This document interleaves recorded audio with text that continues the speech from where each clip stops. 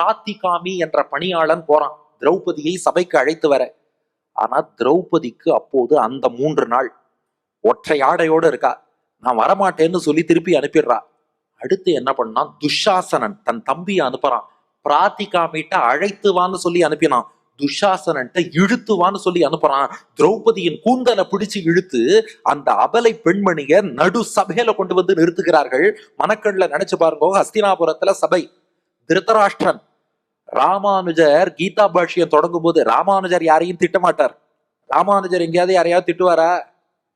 ஆனா கீதா பாஷ்யம் தொடங்கும் போது ராமானுஜர் சொல்றார், சர்வாத்மனா அந்தகா.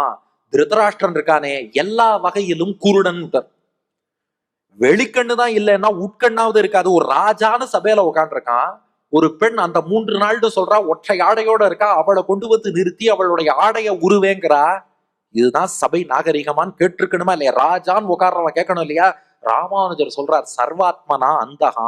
அவனுக்கு பிள்ளை பாசம் துரியோதனன் மேல, அது மொத்தமா உட்கண் ஞான கண்ணையும் சேர்த்து மறைச்சுடுத்து போல இருக்கு.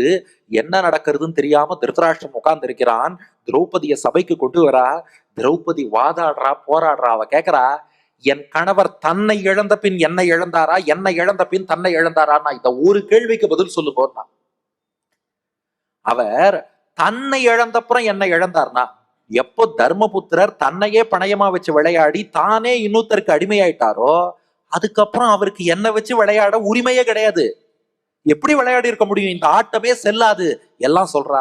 அதுக்குள்ள துரியோதனா சொன்னா, அடிமைகள் எஜமா முன்னாடி மேலாடை அணியக்கூடாது, பாண்டவர்களுடைய மேலாடைய உருவ சொல்லுமா.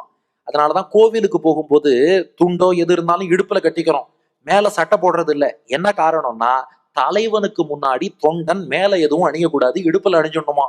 துரியோதன சொல்றான், பாண்டவர்கள்லாம் எனக்கு அடிமைகள், மேலாடைய கீழே இறக்க சொல்லுன்னா. இறக்கிட்டா.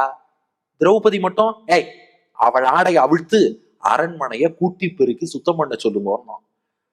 கையை இப்படி வச்சுன்னு சொன்னா, எனக்கு அந்த 3 நாள் நான் வெளியிலேயே வரக்கூடாதுன்னு இருந்தேன், பிடிச்சி இழுத்துன்னு வந்துட்டேள். ஒற்றை ஆடையோடு இருக்கேன், அந்த ஆடைய உருவி கூட்டி பெருக்கி சுத்தம் பண்ணணும்னு சொல்றேளே, நியாயமான்னு கேட்டா. அப்போ கர்ணன் சொல்றான், ஏய் 5 கணவன்மார்களை கல்யாணம் பண்ணிட்ட, ஒருத்தனாவது கேள்வி கேட்கறான் பாத்தியா? அத்தனை பேரும் அடிமையாயி வாய மூடின்னு உட்காந்துருக்கான். நீ வேணா ஒரு 6வது கல்யாணம் பண்ணிக்கோயேன்னு திரௌபதியை பார்த்து நாக்கில் நரம்பில்லாமல் கர்ணன் சொல்றான். நீ வேணா 6வதா ஒரு கல்யாணம் பண்ணிக்கோ, அவனாவது உன்னை காப்பாத்துறான்னு பாப்போங்கிறான்.